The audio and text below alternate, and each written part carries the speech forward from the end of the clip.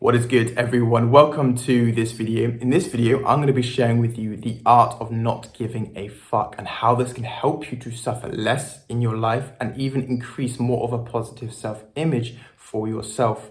I'm Charlie from Conscious Creation, and I'm going to be sharing with you this process. And I'm also going to be sharing with you a brief story of how I have applied this in my own life.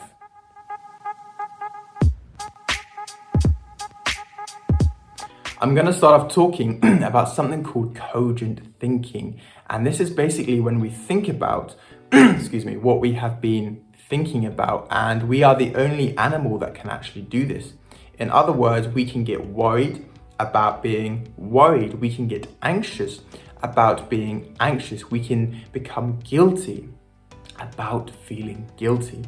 And a lot of it has to do with this consumer-based culture that we live in. Things like that of social media. Now, I think social media is amazing and it's got all of these incredible benefits to it. However, one of the dark sides of it is we're always trying to project this perfect image out into the world. And I talk about this a bit in my video, that of shadow work. We're trying to get the best shot of our body, or we're trying to get the best parts of our lives, show people that the relationships that we're in, or that we've just bought that house.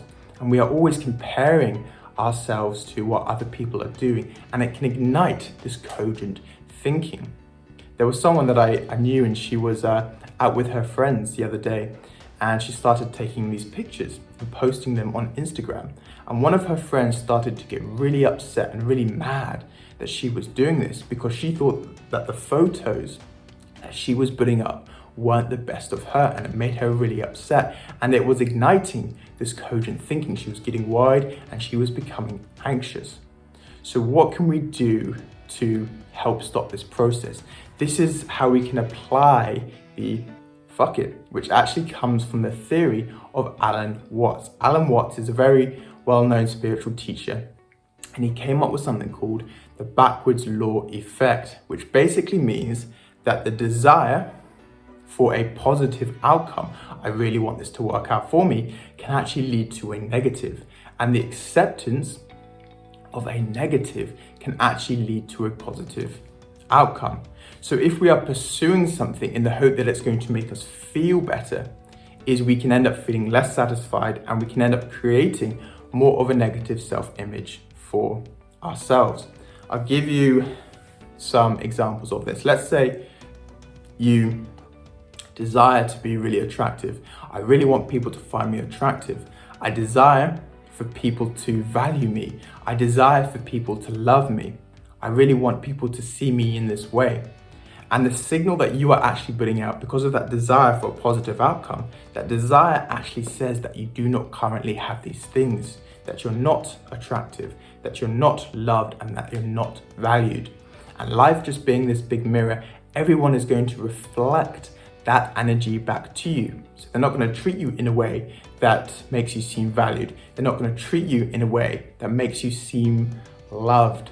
And because of this reflection, it's going to create more of a negative self-image for yourself. So you can start to see that the desire for a positive is actually leading to a negative outcome. There was this girl I knew, this client that I was helping out, and she was telling me about her past relationships and how she was always so kind to her partner. She helped them in every single way and she loved them so deeply, but they would always leave her. And I asked her, well, have you ever given yourself that love? Because if she doesn't value herself, if she doesn't love herself on that level, people aren't going to treat her in that way. So if we're chasing something outside of us in the hope that it's going to make us feel better, is we end up creating more of a negative self-image for ourselves. So this is when we can start to apply the process of Alan Watts' theory of the acceptance of a negative. Fuck it, right? So this is, so how can we build this? Let's look at some examples. So if you are building a business, can you accept the fact that you might need to fail a few times in order to gain the knowledge and gain the wisdom in order to then be successful? Can you be open about your vulnerabilities and your insecurities because this is going to make you more charismatic and more confident. Accepting your fears and accepting your anxieties, this is actually going to make you more persevering and more courageous. So we can see the acceptance of a negative is actually leading to more of a positive outcome, and it's helping us to increase more of our positive self-image for ourselves. Like, I've always found in my journey that the universe is always bringing things into my life which I might deem as negative. And if we ever wonder why is the universe bringing in all of these things in our life that we don't want to experience, it's because I came across this quote the other day which said, the avoidance of suffering is suffering itself. The avoidance of suffering is suffering itself. So if we try and avoid these insecurities, these anxieties, these vulnerabilities within ourselves, is we end up creating more suffering for ourselves. So the universe is going to bring in situations and circumstances that is going to force us to accept and face these parts of ourselves so we can experience less suffering in our lives. I'll share with you a brief story in my life how this has happened to me. Now, this story isn't particularly bad, it's just something that is ingrained in my mind. When I left school, I wasn't sure what I wanted to do, so I was trying lots of different things in my life. And one of the things that I was interested in was music producing, particularly like that of EDM, electro dance music. And I really liked artists like that of Kygo and Avicii. And I decided to apply for a music college, and I was successful and I got into the college.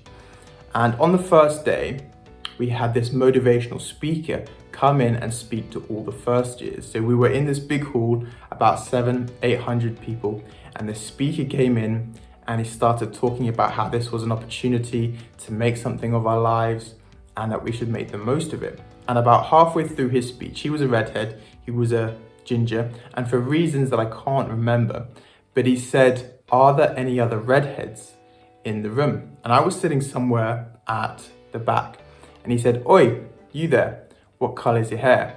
Me being slightly startled, I was like, auburn, which he found quite amusing. Anyway, he carried on with the rest of his speech, and towards the end he said, "Right, we are going to get someone up here to come sing a song." And I got the biggest sinking feeling in my stomach. I just knew that he was going to pick me. And I remember sinking down into my chair, so the top part of my head was like where the top part of the chair was, hoping that he couldn't see me. And he said, "What about the kid with the auburn hair?" And I was thinking, this can't be happening on my first day at college. And I reluctantly got up and I had to walk in front of everyone.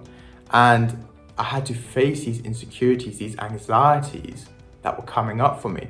And one of the biggest problems is that I couldn't sing to save my life. I wish I could, but I can't. And I had to sing a duet of Twinkle, Twinkle, Little Star.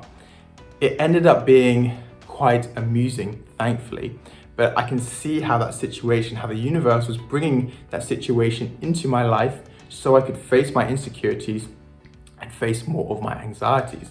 And because of this I started to suffer less and less by accepting these parts of myself. And I actually started to increase more of a positive self-image for myself. So if you can go through this process of accepting things in your life that you might deem as, or that you don't want to face, you are going to find it easier and easier to let go of it and suffer less and create more of a positive self-image for yourself. So I hope this information has helped you in some sort of way. I will put a free ebook that teaches you the process of how to manifest if it's something that you would be interested in. Apart from that, peace, much love, and take care.